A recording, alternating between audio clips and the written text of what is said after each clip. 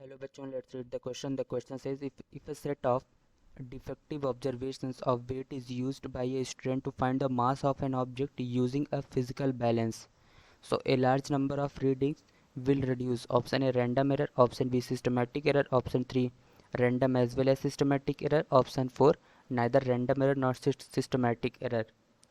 So in the solution, the key concept is random errors and, और इसको लिख सकते हैं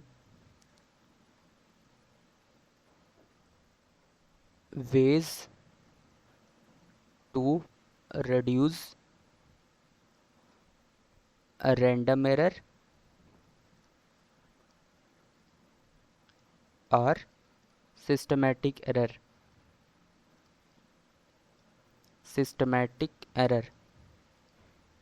सिस्टमैटिक एरर क्या होता है कि जो इंस्ट्रूमेंट यूज़ कर रहे हैं उसमें अगर कोई एरर हो तो उससे सिस्टमैटिक एरर प्रोड्यूस होता है.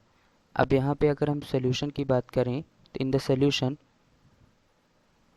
रैंडम एरर किसके कारण होता है कि मेज़रमेंट में जो एरर्स आते हैं बार बार कैलकुलेट करने पर, जो एरर्स ट्रू वैल्यू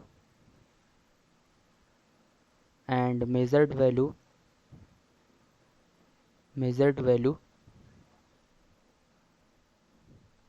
में जो एरर होता है, ट्रू वैल्यू मेजर्ड वैल्यू से जितना डिफ़र करती है उसे बोलते हैं हम लोग रैंडम एरर.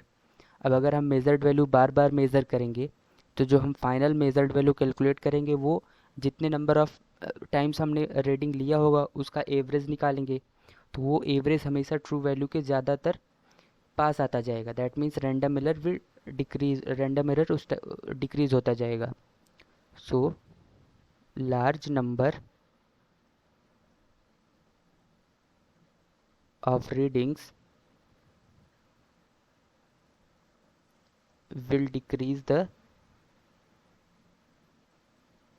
random error.